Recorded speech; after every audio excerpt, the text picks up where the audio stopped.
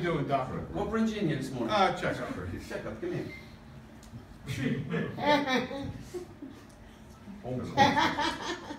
He's got to change your heart before he changes his shirt. You have a heart? I do. Honestly, Nick, it sounds fine. But you know, the body's an amazing machine. In fact, it creates antibodies on its own. I don't know what you came in here for, but the body's so amazing it creates these antibodies that actually fight the bacteria. So something probably could have happened inside of you so that it fought against this infection. It's probably gone by now. Body's an incredible machine. Do you know that your nose can sense 50,000 different smells? Really? You can tell the difference. And if you bump your finger, the nerves, the way you feel that, it sends a signal to your brain over 170 miles an hour. How God is good. No, the mechanism of evolution has created such an incredible person. How this happened over so many years is unbelievable. The mechanism of evolution. Sure. What do you mean by that? Evolution, the way we came to be what we are. We evolved from small, complex organisms to highly simple organisms to highly complex organisms that you see today. Okay, I have a question for you. Yeah. All right, the ear and the eye. The eye is said to have over 2 million moving parts in it. Okay, you would know that as a doctor. Yeah, I got glasses to help. All right, you got glasses. Maybe some of those moving parts aren't working. How is it that all of those parts would actually evolve separately and then join together and become an eye for the purpose of vision when separately they would have no function? It's a great question. I don't have enough time to answer you. Listen, I've been through 4 years of college, 7 years of med school. Evolution would pose a big, big problem for me believing in God. Take a look at this.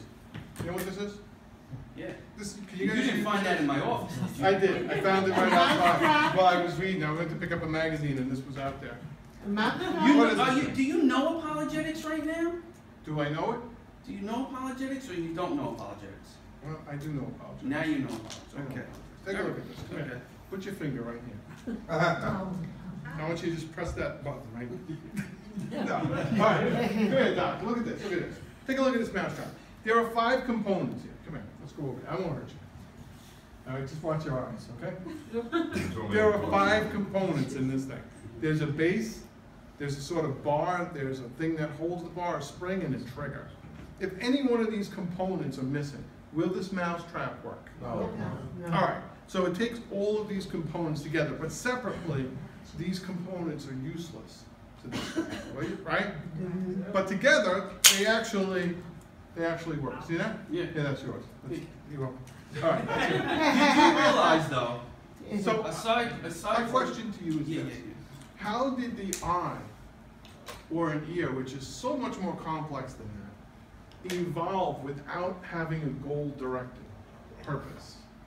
In other words, how did all the components of your eye evolve separately and then come together to form an eye? How did your heart know that it would need blood, and know that it would need lungs, and know that it would need veins and arteries, and know that it would need a liver and kidneys and a brain to actually function? And how did all those things evolve separately and yet for the purpose of creating an irreducibly complex system? Because take any of those things out and it doesn't work. Right.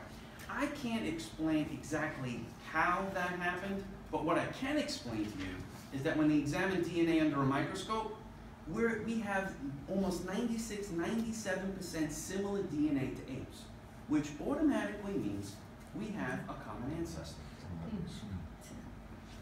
Okay, would it be a common ancestor or a common creator?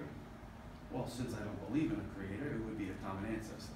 All right, I want you to take a look at this. You know Don't what this hit me is? now. I'm sorry. Anybody see what this thing is?